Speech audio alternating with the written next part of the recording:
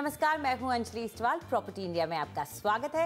Real estate में निवेश करना हो या अपने सपनों का घर खरीदना हो, प्रॉपर्टी इंडिया आपकी मदद करता है सटीक और भरोसेमंद राय के साथ। और इसमें हमारा सहयोग देते हैं हमारे नॉलेज पार्टनर लाइसेंस फॉरेस्ट। और हमारे साथ हैं Naimunissa Khan, head research and consultancy south. Naimunissa, studio में आपका स्वागत है।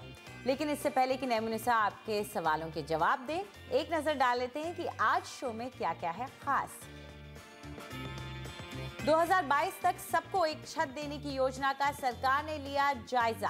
राज्यों को काम पूरा करने के लिए तय की नई समय सीमा। मुंबई के 100 साल पुराने बीबीडी चौल का होगा कायाकल्प। महाराष्ट्र सरकार ने किया भूमि पूजन। बेंगलुरु की बेलंदूर झील को बचाने की मुहिम हुई तेज। कूड़ा फेंकने पर होगा 5 लाख रुपए का जुर्माना। रिहायश और निवेश के लिए कौन से इलाके हैं सबसे बेहतर, पाइए अपने सवालों के जवाब।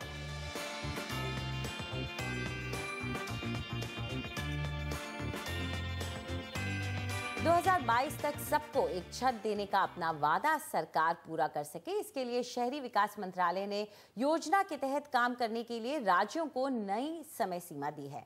किफायती मकान बनाने का काम कितना आगे बढ़ा है, इस पर जानकारी देते हुए आवास और शहरी विकास मंत्री वेंकैया नायडू ने दावा किया कि बीजेपी सरकार ने अपने कार्यकाल में जितना काम किया है वो यूपीए सरकार अपने 10 साल के राज में नहीं कर पाई। पेश है मोइंतम ओझा की रिपोर्ट। अब राज्यों पर भी दबाव बढ़ने लगा है। शहरी विकास मंत्रालय ने जो नई समय सीमा का ऐलान किया है, उसके तहत केरल, हिमाचल प्रदेश, जम्मू कश्मीर और असम को छोड़कर पूर्वोत्तर के ज्यादातर छोटे राज्यों को सबके लिए आवास का लक्ष्य 2019 तक हासिल करना होगा। बाकी राज्यों में 2018 तक प्रस्ताव देने हैं और 2022 तक वो प्रोजेक्ट तैयार हो जाने हैं। We propose to meet the housing for all target in urban areas in the following ways. What are the methods?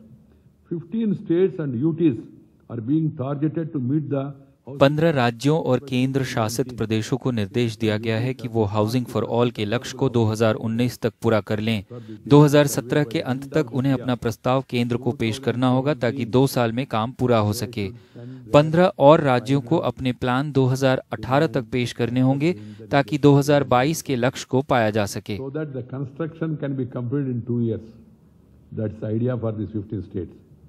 Other states have been asked to submit proposals by 2018, big states, so that the construction could be completed by the stipulated time, 2022. प्रधानमंत्री आवास योजना के तहत 2022 तक सबको आवास देने का लक्ष्य रखा गया है और वेंकैया नायडू ने बताया कि अब तक शहरी गरीबों के लिए 1 लाख से ज्यादा मकान बन चुके हैं। 2008 शहरों में लगभग 18 लाख किफायती मकानों को मंजूरी मिल चुकी है, जबकि यूपीए के 10 साल के दौरान 1061 शहरों में 14 लाख मकानों को मंजूरी मिली थी। नायडू ने कहा कि शहरी गरीबों के लिए मकान बनाने के लिए पिछले 2 साल में 96,000 करोड़ रुपए मंजूर किए गए हैं, जबकि यूपीए सरकार के 10 साल के दौरान 33,000 करोड़ रुपए मंजूर हुए थे। उन्होंने इंफ्रास्ट्रक्चर स्टेटस अफोर्डेबल हाउसिंग को दे दी है और जितने भी इंटरेस्ट सबवेंशन जो हाउस परचेसर है उनको मिल गया है। जो छोटे मकान बनाते हैं 30 स्क्वायर मीटर से कम मुंबई और दिल्ली में, और बाकी देश में 60 स्क्वायर मीटर से कम कारपेट एरिया जितने भी बनाते हैं वो अफोर्डेबल हाउसिंग में गिना जाएगा। तो मेरे अंदाज से ये काफ़ी बहुत एक आकर्षक बात है और काफ़ी रुचि लोग लेंगे। However, हम ये समझते हैं कि आगे देखे जाए तो काफ़ी और हमें करने की आवश्यकता है। जल्द ही सरकार 1.5 लाख रुपए की सहायता आर्थिक रूप से पिछड़े वर्ग के हर उस परिवार को देगी जो निजी जमीन पर घर खरीदते हैं।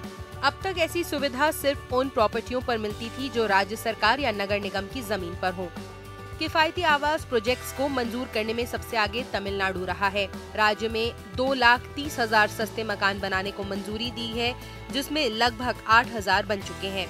बने हुए मकानों के मामले में गुजरात 28,000 मकानों के साथ सबसे आगे है, जबकि कर्नाटक में 14,000 मकान बन चुके हैं।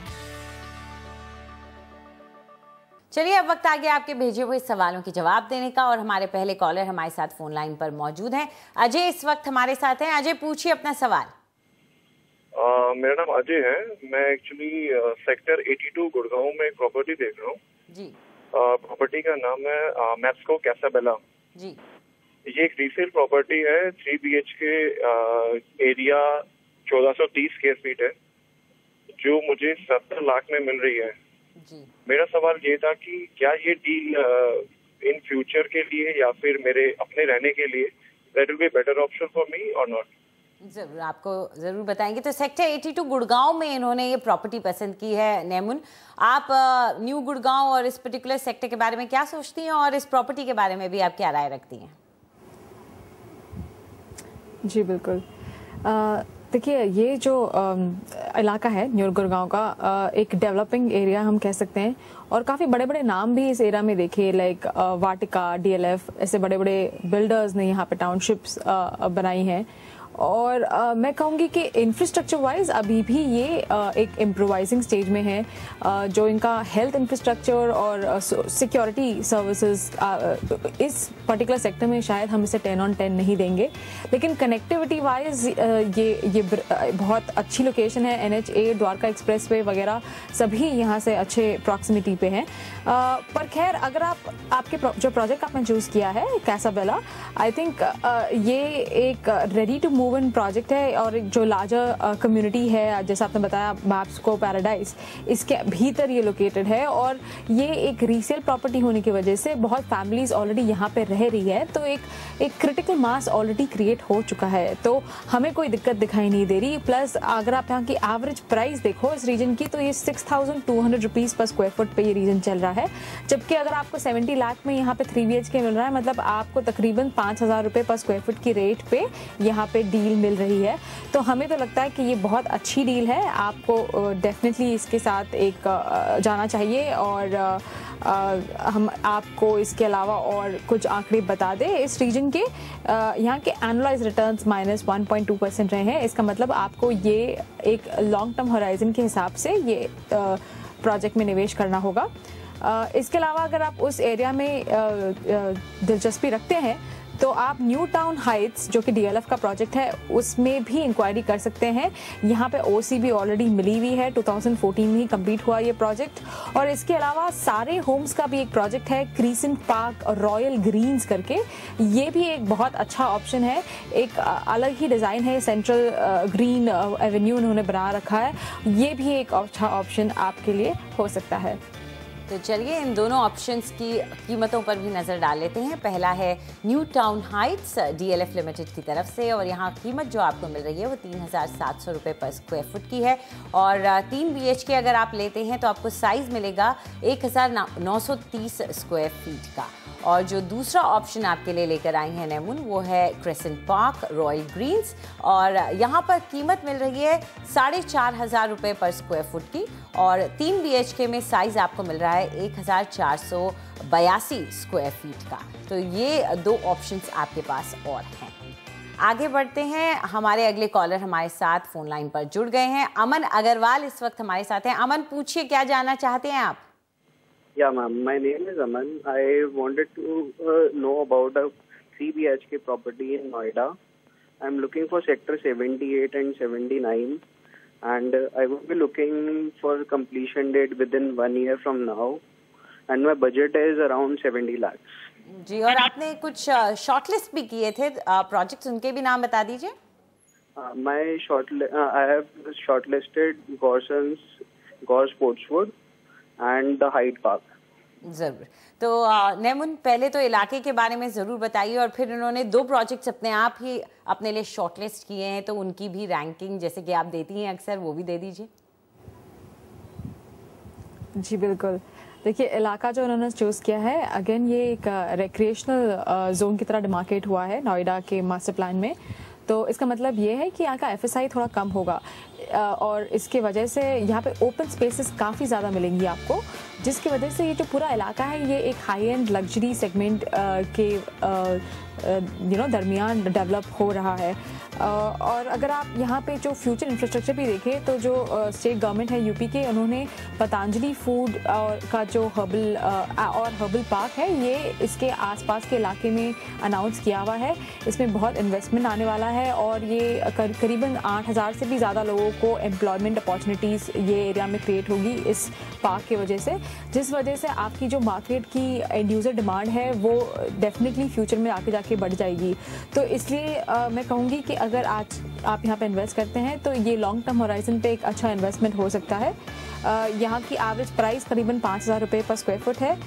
जो एनुअलाइज रिटर्न्स रहे मार्केट के करीबन 1.7% पे रहे हैं।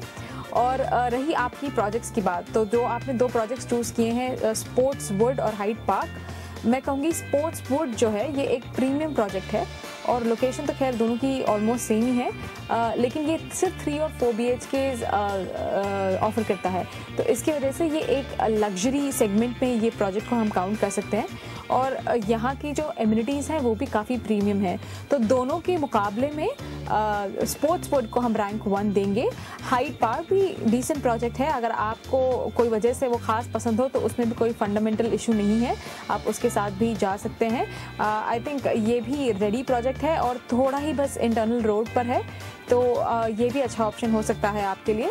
और इसके अलावा हमने हमारी ओर से एक प्रोजेक्ट आपके लिए ऐड किया है, उसमें भी आप इंक्वायरी कर सकते हैं। ये प्रोजेक्ट का नाम है स्टेडिया, ये सिविटेक ग्रुप का प्रोजेक्ट है और ये भी सेक्टर 79 में ही पड़ता है। तो चलिए आपको याद दिला दें कि अगर आप कहीं पे इन्वेस्ट करना चाहते हैं, प्रॉपर्टी खरीदना चाहते हैं, तो आप हमें ईमेल कर सकते हैं property@ndtv.com पर। लेकिन ध्यान रहे कि अपना पूरा नाम और नंबर हमें ज़रूर भेजिए ताकि हमारी टीम आपको कॉल कर सके, आपसे कांटेक्ट कर सके और आप अपना सवाल खुद पूछ सकें। वक्त है एक छोटे से ब्रेक का और ब्रेक के बाद हम आपके लिए लेकर आ रहे हैं मुंबई में कुछ खास रिहायशी प्रोजेक्ट।